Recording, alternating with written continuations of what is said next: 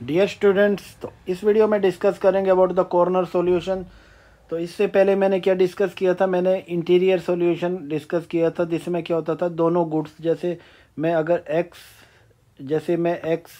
And Y goods ले रहा हूँ, तो इसमें क्या होता था कि दोनों गुड्स का कुछ ना कुछ क्वांटिटी हम कंज्यूम करते थे, positive amounts of goods consume करते थे। ठीक है, तो अगर मैं इस तरह का केस लेते हूँ जहाँ पे एक ही गुड का कंजम्पशन किया जाए, तो वो क्या होता है, कॉर्नर सॉल्यूशन होता है। जनरली हम जहाँ पे दो गुड्स लेते हैं, देखो some goods are not consumed at all, कुछ गुड्स जो होती है जिनका हम बिल्कुल भी कंजम्पशन नहीं करते हैं।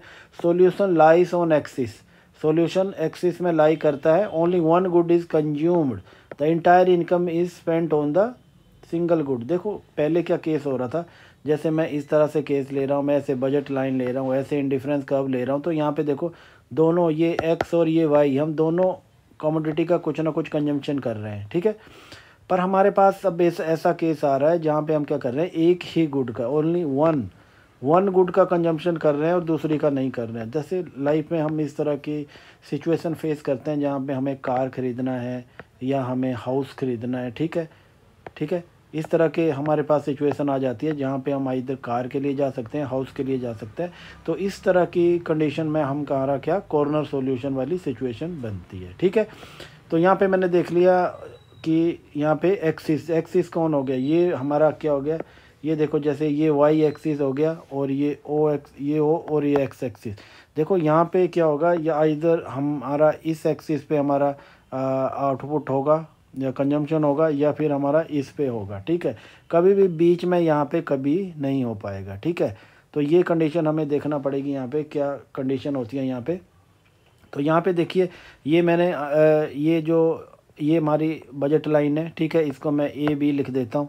ठीक है, और ये हमारे इंडिफरेंस कर्व है जिसको मैं ऐसे U1 यूटिलिटी 1 यूटिलिटी 2 और यूटिलिटी 3 से डिनोट करता हूँ। ठीक है, जैसे जैसे हम ऊपर की तरफ जाएंगे तो हमारा लेवल ऑफ यूटिलिटी इंक्रीज होता जाएगा। तो देखो यहाँ पे क्या आ रहा है कि हमारा बी पॉइंट पे टेंजेंसी आ रही है, किसकी, हमारा जो कंडीशन जो हमारा फुलफिल हो रहा है, कौन सा कंडीशन फुलफिल हो रहा है कि हमारा टेंजेंसी जो बन रही है बजट लाइन और हमारी किसमें, हमारी बजट लाइन और हमारी इंडिफरेंस कर्व में टेंजेंसी वो बी पॉइंट पे मिली है। और बी पॉइंट क्या हो गया कि हमारा वाई का कंजम्पशन कितना है, वाई इज इक्वल टू 0, और एक्स का ही सारा इनकम जो है हमारा एक्स पे ही स्पेंड की जा सकती है। ठीक है, तो हमारा कितना होगा उसका एम अपॉन पी एक्स, जो भी इंटरसेप्ट होगा इसका। ठीक है, तो हमारा इतना सारा जो भी कंजम्पशन होगा, अब ये सारी इनकम हमारी एक्स कमोडिटी पे ही स्पेंड की जाएगी। अब जैसे देखा जाएगा, अगर हमारे ये जो इंडिफरेंस कर्व जैसे मैंने ऐसे ड्रॉ किए हैं, अगर ये इस तरह से होते, कुछ जैसे इस तरह से होते, इस तरह से होते, तो क्या होगा, फिर हम वाई कमोडिटी का ही कंजम्पशन करते हैं यहाँ पे। ठीक है, तो यहाँ पे टेंजेंसी हो जाती। तो यहाँ पे आपको एक चीज़ देखनी है कि जहाँ पे भी आप इस तरह का कॉर्नर सॉल्यूशन बन रहा है, ठीक है, तो वहाँ पे आपको क्या करना है कि यहाँ पे देखो कि अगर आपको देखो, यहाँ पे देखो आप स्लोप देखना पड़ेगा आपको फिर से यहाँ, कि जो हमारा जो ये इंडिफरेंस कर्व जा रहा है ऊपर से, इसका स्लोप क्या है, ये हमारी बजट लाइन के स्लोप से ज़्यादा है। देखो इसकी स्टीपनेस ज़्यादा है। तो ये चीज़ आपको ध्यान रखनी है कि जब आपका क्या हो गया, ये स्लोप जो होता है आपका, ठीक है, बजट लाइन का, उससे क्या कहते हैं, MUX upon MUY greater than PX/PY। ठीक है, तो इस कंडीशन में आप क्या करेंगे, आप किसका कंजम्पशन करेंगे, ओनली गुड एक्स का कंजम्पशन करेंगे कॉर्नर सॉल्यूशन के केस में। अगर हमारे पास अपोजिट कंडीशन आ जाती है, जैसे MUX upon MUY is less than PX/PY, तो उस कंडीशन में हम क्या करेंगे, ओनली वाई गुड का या वाई कमोडिटी का ही कंजम्पशन करेंगे। क्या करेंगे, ओनली वाई गुड। ठीक है, आई होप कि यहाँ तक ये चीज़ें क्लियर हैं आपको कि हम ऐसा क्यों कर रहे हैं। ठीक है, आप ये स्लोप देख के देखो, यहाँ पे फर्स्ट में देखो आप, यहाँ पे जब मैंने यहाँ पे स्लोप की मैं बात कर रहा हूँ, तो ये चीज़ बताने की कोशिश कर रही है कि अगर ये इसकी स्लोप इससे ज़्यादा है, तो जो मार्जिनल यूटिलिटी है एक्स की एज़ कंपैरिजन टू उसके प्राइस, ये काफ़ी हैवी है, काफ़ी ज़्यादा है। ठीक है, तो इसी वजह से हम जिसकी जो हमारे पास जिस तरह से जो मार्जिनल यूटिलिटी ये ज़्यादा आएगी, तो हम उसी का कंजम्पशन करेंगे। ठीक है, ये वाली कंडीशन भी आपको देखना पड़ेगी, यही चीज़ ये बता रही है, ठीक है। और दूसरी कंडीशन में उल्टा बता रहा है कि यहाँ पे मार्जिनल यूटिलिटी ऑफ एक्स है वो रिलेटिवली इतनी हाई नहीं है, ठीक है, और पी एक्स की कंपैरिजन में, ठीक है। तो इसी रीज़न से यहाँ पे क्या बन रहा है, कॉर्नर सॉल्यूशन बन रहा है। और कॉर्नर सॉल्यूशन में एक ही कमोडिटी का कंजम्पशन किया जाएगा और दूसरी कमोडिटी का कंजम्पशन नहीं किया जाएगा, ठीक है। ये चीज़ आपको ध्यान रखनी है। ये तो मैंने नॉर्मल बताया कि जहाँ पे जो है हमारी जो गुड्स जो है वो पूरी तरह से सब्स्टिट्यूट नहीं है, ठीक है। अगर मैं आपको एक ऐसा केस बताऊंगा, वो परफेक्ट सब्स्टिट्यूट वाला केस है। जैसे आपको पता है कि जैसे मैंने ये डायग्राम ड्रॉ किया यहाँ पे देखो, यहाँ पे तो यहाँ पे देखो परफेक्ट सब्स्टिट्यूट वाला केस क्या होता है कि एक गुड दूसरे के लिए परफेक्टली सब्स्टिट्यूट हो जाती है। जैसे मैं यहाँ पे एक यूटिलिटी ले लेता हूँ, यूटिलिटी एक्स वाई लिख देता हूँ, ठीक है। इसको मैं ऐसे कर देता हूँ कि ये आ गया 4x प्लस 3y मैंने कर दिया, ठीक है।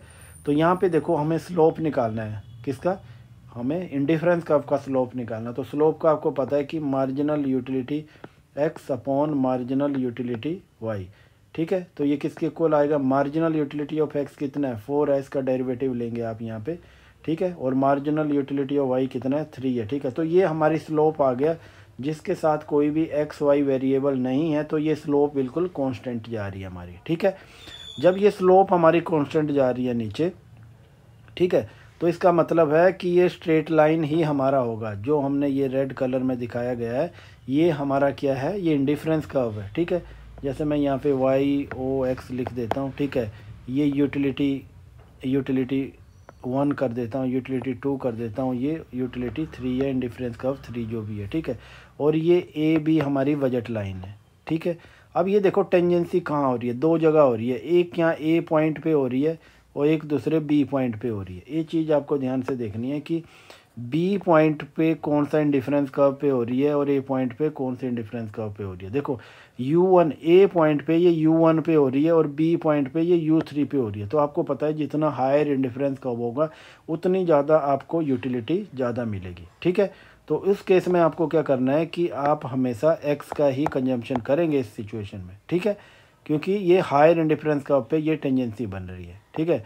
तो ये चीज़ ध्यान रखनी है। अगेन आपको फिर फंडा मैं आपको बताता हूँ यहाँ पे। जैसे मैं यहाँ पे एज्यूम कर लेता हूँ कि पी एक्स का प्राइस भी 1 है, ठीक है, और पी वाई का प्राइस भी मैं 1 ले लेता हूँ कन्वीनियंस के लिए, ठीक है।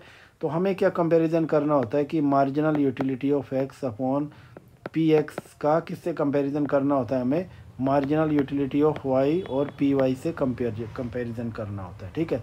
तो यहाँ पे देखो मार्जिनल यूटिलिटी एक्स कितनी है 4 है और इसका प्राइस कितना है 1 है, ठीक है।